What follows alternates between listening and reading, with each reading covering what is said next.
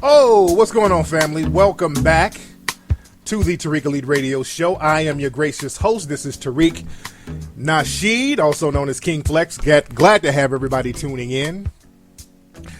I want to make it a quick show. I got a lot of stuff to do today, but I do want to chop it up.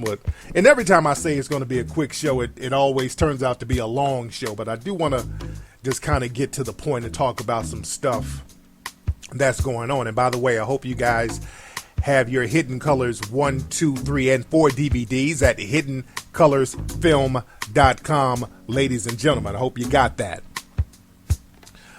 But there's a lot of stuff going on right now. And by the way, Morris is still coming. We're submitting Morris to iTunes today. We got to get the approval from iTunes for them to post it up. We had to go through the terms of service and get all the legal stuff together. The terms of service and the privacy notices, we had to get all that shit together. So Morris is being submitted today. So for those who are asking what's up with Morris, we're getting it. It's popping. It's in the process. It's definitely popping. But I got to talk about all this stuff that's going on right now. Some stuff has been happening in the last couple of days. A few days ago in New York, in Jersey, in that area, there was a terrorist bomber. This guy planted these dirty bombs, meaning these homemade bombs. He planted these bombs all over the place, and they went off. There were some people who were injured, but nobody got killed, fortunately. And this was a white Muslim. I think he was from Afghanistan. And he planted these bombs all over the place. They caught the guy. I think they caught him in Jersey. They shot him, but they brought him in alive. They brought this white Muslim in alive. Now, a day later,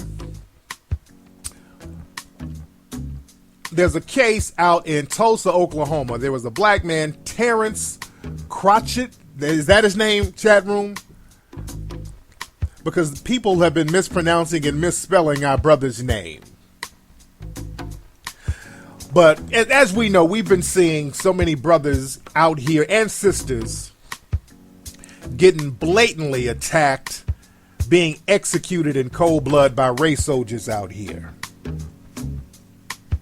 We've been getting executed out here. That's been happening for the last couple of years, just basically nonstop. Now, they used to be afraid of being caught in their lies. They would have to put up a good lie in order to justify executing us. So now it's getting to the point they don't even have to put up good lies, and they're doing the executions on video. In Tulsa, Oklahoma, it was a black man, unarmed, innocent. He had car trouble. The police showed up. The race soldiers showed up with helicopters and all types of reinforcements, making the man put his hands up. He was walking towards his car. They were backing him up. He got to his car, and they shot him. Killed the brother. Somebody says Crawford. No, Terrence Crutcher. That's the brother's name. 40-year-old black man. I think he's 40. 40-year-old black man. And they were some straight-up race soldiers who shot this brother. They had helicopters and all this stuff. And somebody in the helicopter in the audio, they're like, that looks like one bad dude. He looks like he's on something. I mean, they just using all of these racial code words. They're not even trying to hide their agenda. They killed this brother. They have not arrested the race soldiers who did it. They have not punished them. At this point, we got to understand and we got to come to the realization of what's happening. Now, while people are using the hashtag talking about our brother Terrence Crawford, there was another case right when people are talking about Terrence Crawford, a brother named Keith Scott out in Charlotte, North Carolina. This brother was sitting in his car waiting on his son to get off the school bus. He was in the car reading a book. Race soldiers rolled up on this brother and killed him. They were looking, according to the police, they had a search warrant for somebody else. They went to this brother. I don't know why they went to him. Nobody can explain that. And they shot him. Now, the police went and lied. They have lied and said that this brother, Keith, jumped out the car with a gun. You know, it's always some old far-fetched irrational Huggy Bear scenario that they're trying to pin on the brother. They said that he jumped out the car with a gun, the cop feared for his life, and they shot him. And all the eyewitnesses on the scene said that the race soldier who shot Keith Scott in North Carolina was white, because there are people who were live streaming it while it was happening. They said that this guy was, the race soldier was white. Now, because there was an uprising last night out there in Charlotte, they started putting out media reports that the person who actually did the shooting was a black cop. That is a complete lie. That is a blatant lie. They felt like, well, if we throw out the whole black cop did it, that will quell some of the uprisings. But that is a complete lie. I'm going to play some audio from a video in a minute of one of the actual eyewitnesses there. But the thing is, the point is this. Well, let me make my point after I just drive home what's happening. I'll play it now while I'm talking about it. Now, this is from North Carolina. This is directly after a black man, who some people are saying was disabled. The police and the media, they keep running stories saying that this black man was armed. Some stories are calling him a gunman. They keep saying this man was armed. He jumped out of a car for no apparent reason and pointed his gun at a cop for no apparent reason and got shot. And they're trying to justify the shooting, and then they're trying to say another person did it. This is how bold they're getting. But this is an actual eyewitness, and this person and several black people there have been interviewed by the mainstream media. But the mainstream media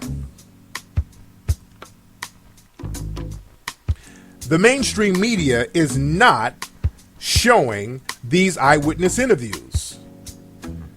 Now understand, this is the same thing that went down in Ferguson. You had a bunch of black people who were witnesses who saw what happened and told the truth. Nobody got together and coordinated a lie that fast.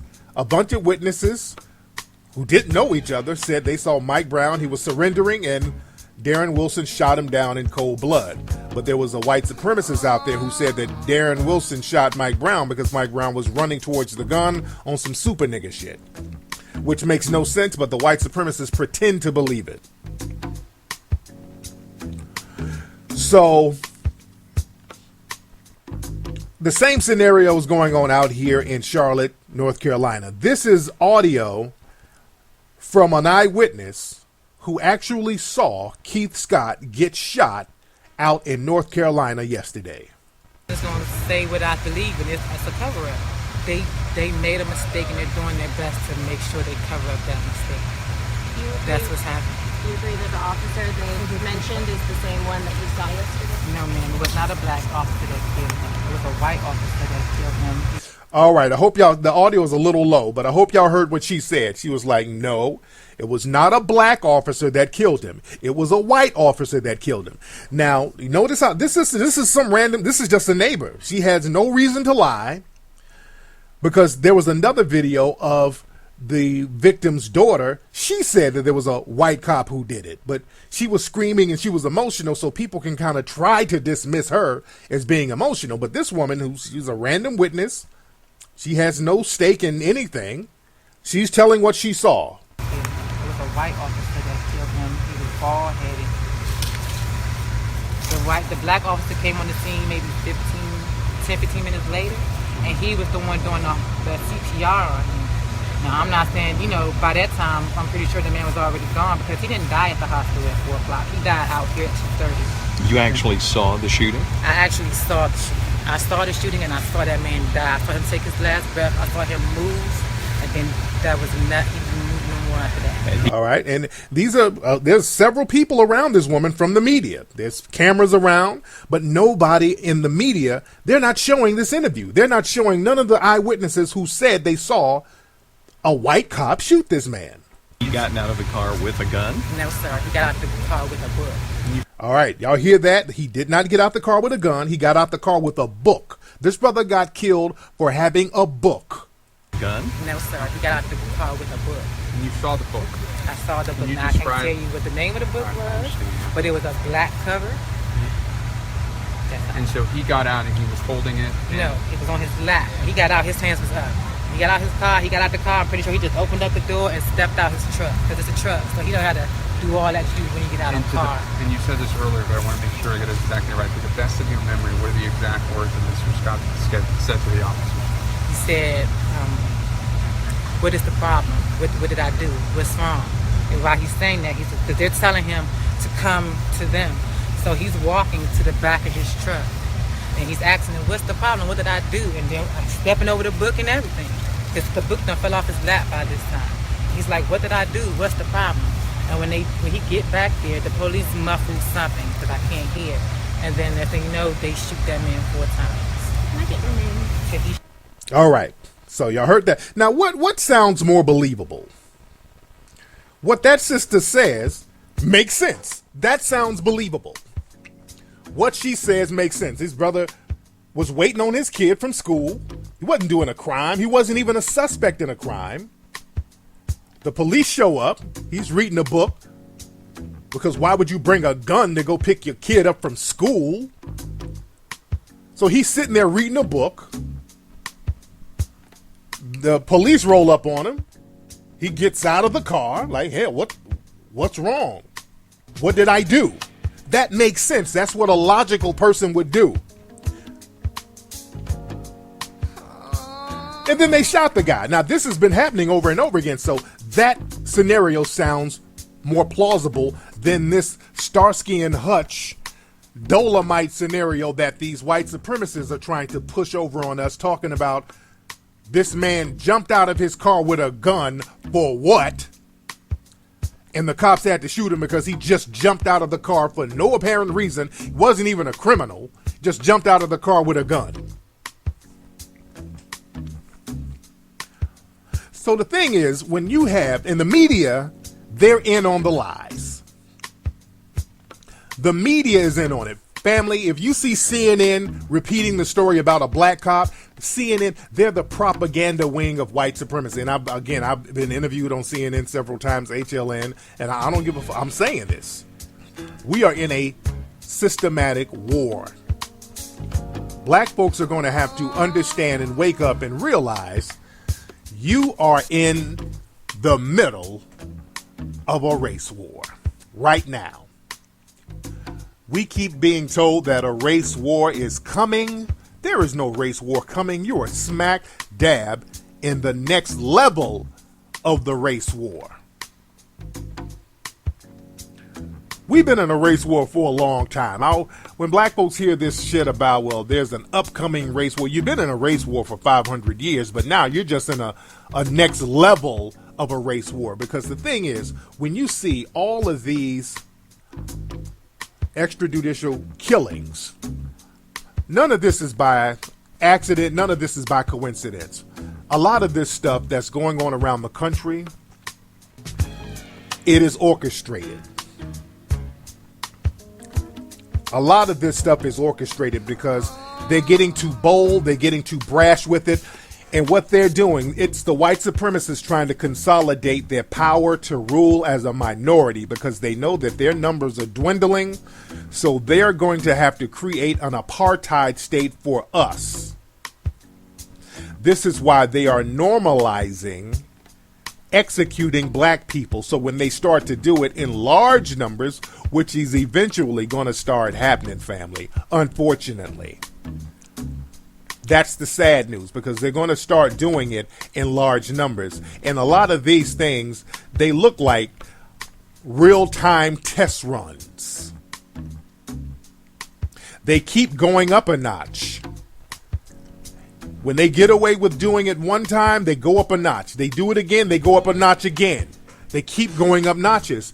These are test runs. I've even posted videos on Twitter of these race soldiers shaking down children. I posted one yesterday on Twitter of some like 9-year-old kids on bikes The police running up on them, getting their names, calling them juveniles. These are just black children on bikes. Earlier today, I posted a video of a black girl. She was in some kind of car accident. I think it was a hit and run. Somebody hit her. She wasn't seriously injured, but the police put her in the squad car. This is a little girl, a little black girl, and she's crying for her mother. They're trying to calm her down, and they're threatening to pepper spray her. Black folks got to get on this thing. We got to understand when we're in a war. We're in a war. And understand, in a war, one of the tools of war is propaganda. And propaganda is not about facts. It's not about justice. Propaganda is about creating and controlling the narrative so that you can dominate people. It's all about dominating. That's all it is. It's about dominating. And when you see black folks getting killed on film like this, they got helicopters and all this. These are test runs. They're doing real life test runs on how to handle and execute black people. So when it's time to do it in large numbers, they'll have their practice and training down pat. They've been practicing and training in these little camps around the country. I want y'all to Google the term Guardian Center. I think that's the name of it. There's a place down in Georgia. They watch these names. See, we get caught up and we get tricked with names. See, I like to use real life terms for certain things. Like when I went to South Africa, I kept referring to the areas as concentration camps because that's all they were. And a lot of people were upset with that, but that's all they were. They were concentration camps. We got to understand how to use language. Because the white supremacists, they're not going to tell you that they're mistreating you. They'll never tell you that. People who mistreat you never tell you they're mistreating you. If a person is molesting a child, they're not telling a child that they're molesting them. They're like, hey, I'm tickling you. Hey, I'm just being your buddy. I'm just playing doctor with you. So they're not going to tell you that they're mistreating you. They're not going to tell you that they're putting you in concentration camps. They're not going to tell you they're putting you in a Holocaust situation. Understand, in Nazi Germany, the Nazis, they didn't use the term Holocaust. That wasn't the term they used in Nazi Germany. People started using the term Holocaust in large numbers on a regular basis in the 60s and 70s. People started using the word Holocaust to describe what happened in Nazi Germany after the shit happened. So understand, but back to these Guardian Centers. I want y'all to Google this. There's a place down in Georgia, way off in the woods of Georgia, back in the cut, called a Guardian Center, where they call it a disaster preparedness center. And they actually have videos of what they do at these places. They train for so-called disasters. And they got promotional videos of law enforcement rounding up black people.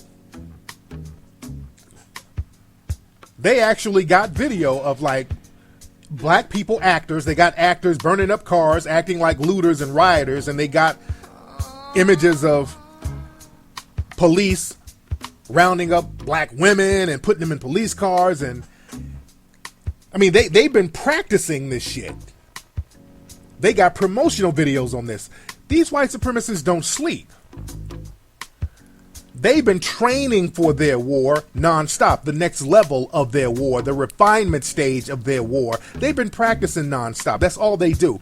They make, and our brother Neely Fuller says this, they've made business and pleasure mesh together. The business of white supremacy, they've made that fun. They've made that entertaining. They made that their hobby. But Google Guardian Centers.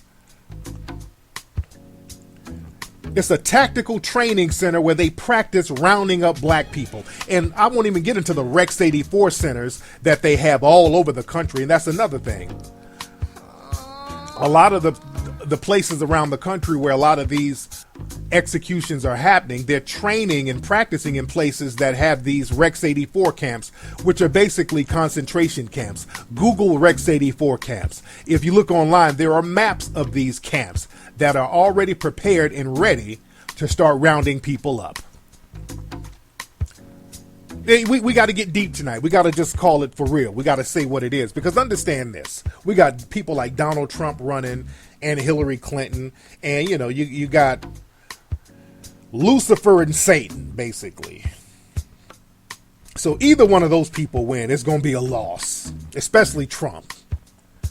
And with all of these white supremacists backing Trump, black people are acting shocked, and we're shocked to see how many white supremacists are actually backing Trump. Millions of white supremacists are backing Trump.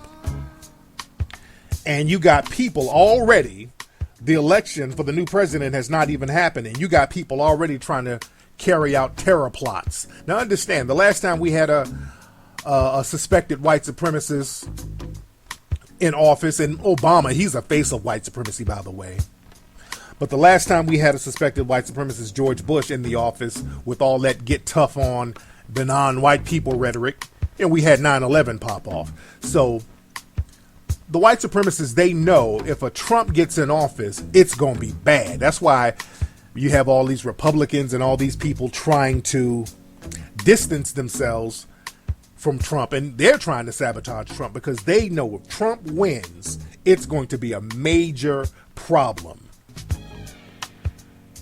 They know it's going to be a major problem because there are going to be attacks all over the place if Trump wins from all types of groups. So, knowing this, they have to immediately get black folks contained physically and psychologically. They know it's do or die right now, so you got to get black folks together because all of these outside threats are going to start popping, so you can't have all these loose black folks on the bullshit. So you got to get black folks in line because they don't want some of these other groups linking up with black folks out here. So you got to keep the niggers in line. So that's why there's overkill whenever there's a situation with a black person. No matter how minor the accusation, it doesn't even have to be an accusation at all, but no matter how minor, you notice there's an overkill. They have to have helicopters and SWAT teams, just like at Chris Brown's house. When I was out there filming a couple of weeks ago, a random white supremacist female lied and said Chris Brown had a gun, and they had SWAT teams and helicopters at that man's house. See, they have to make a display of overkill when it comes to black folks to send a message. So they've been practicing at these training centers, and these training centers, that's one thing, but you got to get out there in the field to really do some real life training to really get a feel and a sense of what to do and how to get the media on board. See, you see how fast the media gets on board with the propaganda? The media is complicit with what's going on with these race soldiers. Understand, black folks got to get off this whole police reform shit. It's not about police reform. All of these race soldiers harming us, it's not about police reform. Because you have too many other people complicit in protecting the race soldiers. You have the race soldiers posing as cops who execute black people. Then you have these prosecutors who protect the race soldiers. You have the police unions that protect the race soldiers. You have the DA who protects the race soldiers. You have the judges who protect the prosecution and the DA. You have the media who help demonize the victims and protect the race soldier.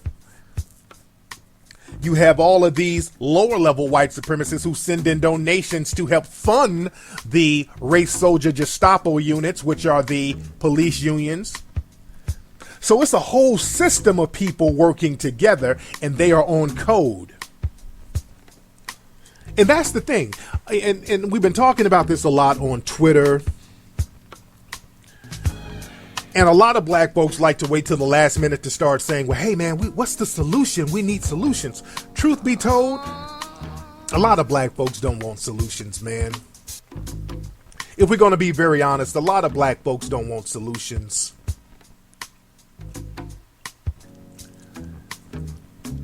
Because when we start talking about solutions, black folks say, okay, well, shit, that sounds like too much work. Love and hip hop is on. See, we want to play and stop the white supremacists from harming us long enough so we can go back to playing. And the shit don't work like that, family. We got to be on top of our game 24 hours. See, the reason why the white supremacists do what they do and they get over and they harm us because they have a code and we don't. When it comes to us talking about get a code, it's too many of us who want to be on that contrary shit. I'm going to do another show about that at a later time. I got to go deeper in that. But the thing is, when it comes to getting a tangible solution going on and talking about solutions with black folks, we want to start acting childish and goofy and we start talking about dumb shit. We start talking about shit like intersectionality. So we can't get no solutions done. We start talking about what to do to empower black folks to protect ourselves. Then niggas start talking about, well, what about gays too? Well, I'm a lesbian. I like to eat pussy. I don't want to give up my white woman and her pussy. So what about her? We start talking that shit. I had some Sambos arguing with me on Twitter the other day. Some chick talking about, well, I'm black and Hispanic. I'm intersectional. I'm like, lady, how come Hispanic people are not getting shot down like this? And then they start trolling around. See, we can't be childish. Or if you want to be childish, you can just let them round you up and exterminate you. It's too late in the day for the dumb shit. It's too late in the day for the dumb shit. And I talked about Barack Obama on my last Ustream, how he did a speech the other day talking about how we need to vote for Hillary. He got on stage doing his preacher black voice. Hey, y'all doing? He gets real black when he gets around the black caucus and all that. Now, he ignores the shit out of us, but when it comes to us doing a favor for him, oh, he blacks it up then. So he's talking about, y'all want to maintain my legacy? Well, go out and vote. Y'all want to give me a good send-off? Well, go out and vote. Vote for Hillary. Get the fuck out of here. Ain't no legacy, brother. There is no legacy. See, Barack Obama, now all of us, right now, brothers are getting shot. And Barack Obama's not saying nothing. Now, Barack Obama, he's down for all those Blue Lives Matter laws and all that stupid shit. But Barack Obama's not saying anything for us. He's not speaking up for us at all. And he thinks that we're supposed to have some kind of allegiance to him. And I voted for Barack Obama twice, so I can say this. But there's no legacy. See, the thing is, Barack Obama, he wants us to ride for him because he knows if Trump gets in office, Trump is going to reverse every damn thing that Obama did. Trump has already said it. Trump is going to reverse everything Obama did. I'm talking about like Obamacare and all that old bullshit. Obama's not done anything for black folks. Let's be real. And I hate when people try to use that lift every boat argument. Well, he did Obamacare. That helped black people. That's basically, I'm going to throw some cake out there and y'all can catch the crumbs. That ain't doing nothing for black folks. Because he did specific things for other specific groups. Gay groups, he did something for them. Hispanic groups, he did something for them. Jewish groups, Native American. But when it comes to black folks, well, he did something to make school easier, and that helps black folks. It's not specific for black people. We have specific needs. And understand this. When they shot up that gay club out there in Florida, Obama and those guys, they start passing laws protecting gay people, I think the next day. It was the damn next day they started passing laws for gay people. They didn't waste no time. They passed all types of laws. But he won't even acknowledge what's going on with us. We're being executed out here. Won't even acknowledge it. And black folks are still cuffing for Barack Obama right now. Because of a symbolic situation. We got to get off that shit. But the thing is, family, we got to understand this as black folks. And shout out to my brothers out there and sisters out there who work in the armed forces, because I feel for you. I feel for black people. We've been defending this country for 200 years. We've been defending this country for 200 years. We're the only people in this country, the only group whose home country has never gone to war with the United States. African people have never gone to war with the United States. The British, they went to war with the United States. Japanese, China, all of these other groups have gone to war with the United States. Ever since Crispus Attucks, the first person to take a bullet for the United States, we've been representing this country, fighting for this country. Hell, white Southerners even fought against the United States. All these Confederate flag thumpers, that was a war against the United States. And we fought for this country for centuries. And right now, in this day and age, a goddamn terrorist can come over here from Afghanistan and have more rights than a damn black person in this country.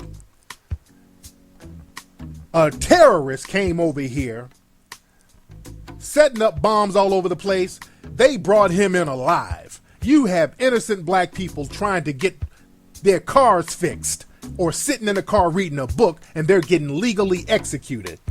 That's a damn shame when terrorists from other countries have more rights than black people in America. That's some sad shit.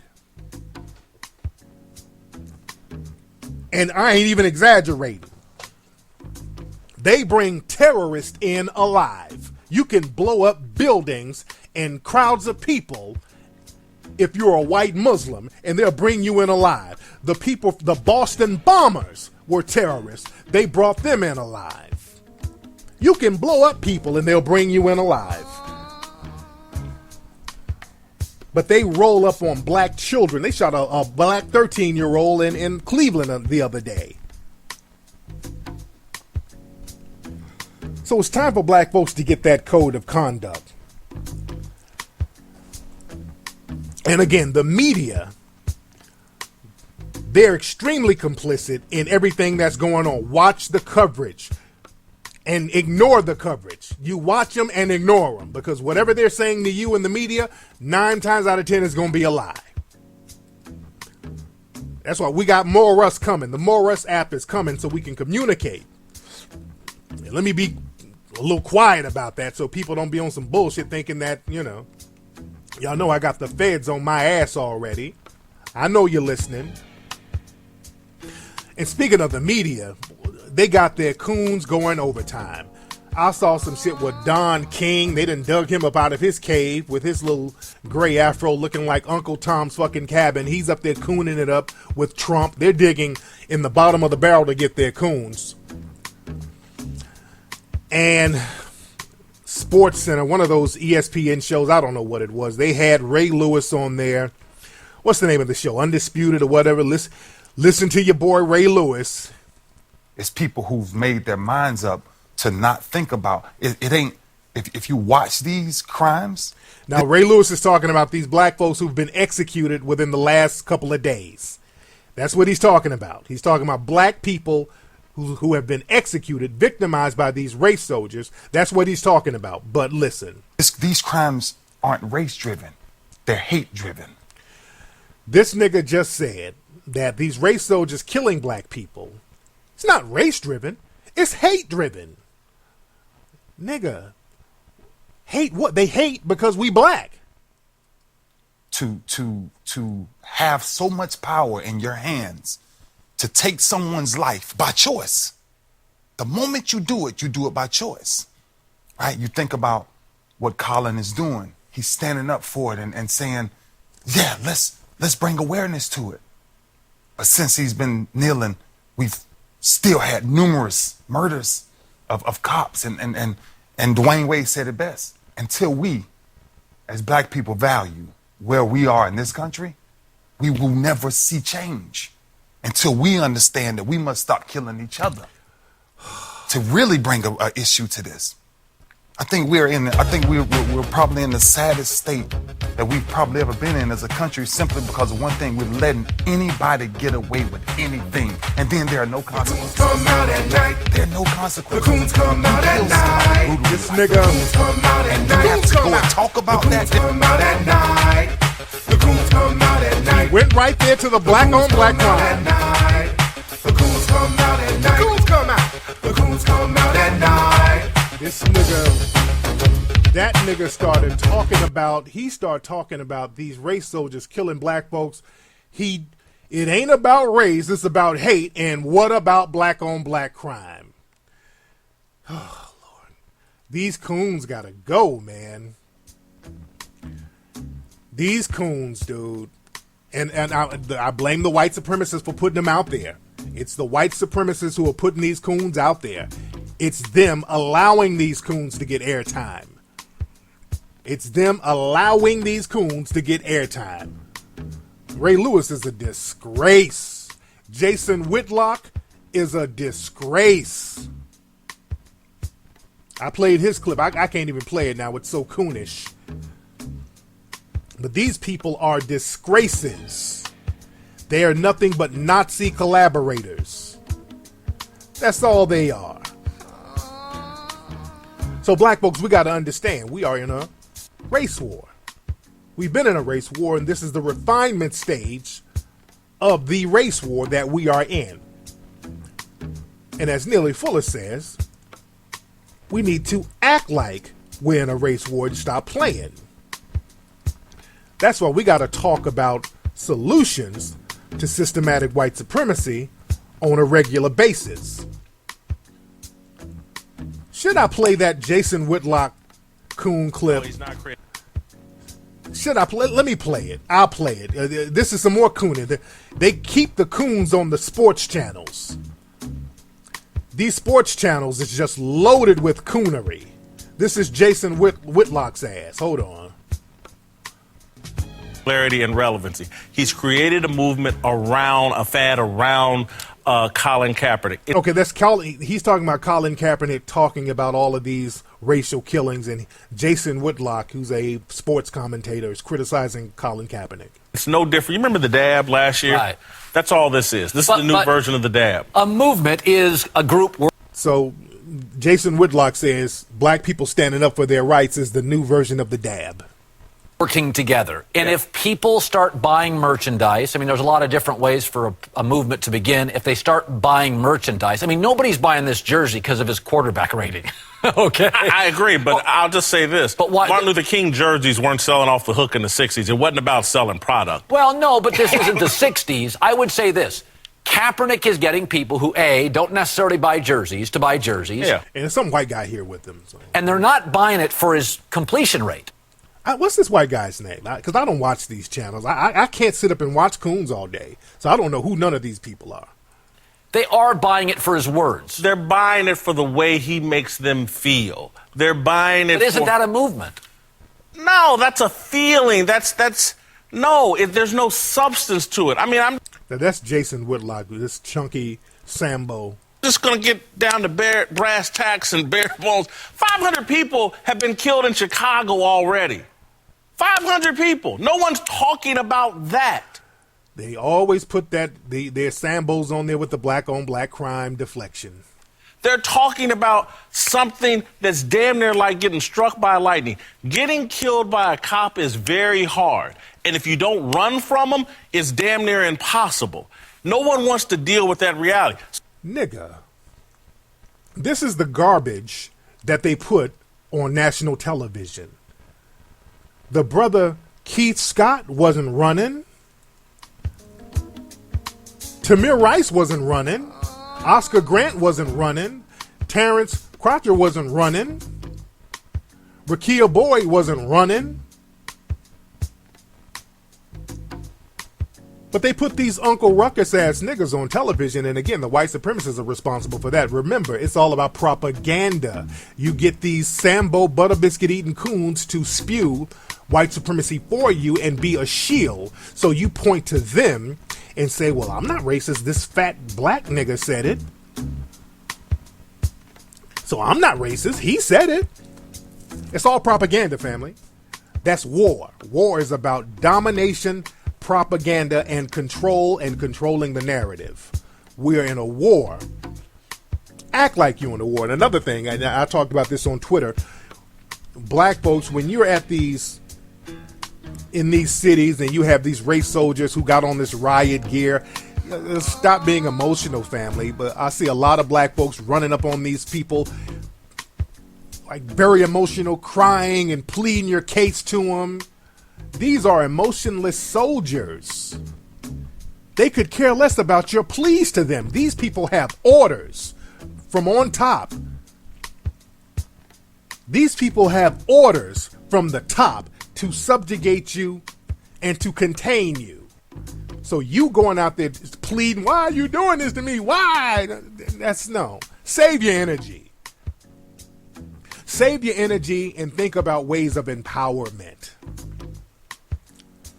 Think about the Constitution. Think about ways to empower yourself and protect yourselves from systematic injustice. And we got to stop with these emotional pleas. The white supremacists do not care. They do not care about your emotions. They don't care about you pleading. They don't care about no sympathy, nothing. So everything we have to do has to be strategic. We have to start being thinkers. We got to stop playing and start thinking. All right. That's it for today's episode of Tariq Elite Radio. Don't forget, fam, go to TariqElite.com to get all that fresh gear. Go to Hidden Colors Film to get Hidden Colors 1, 2, and 3. I'm going to holla. And y'all have a good night, fam.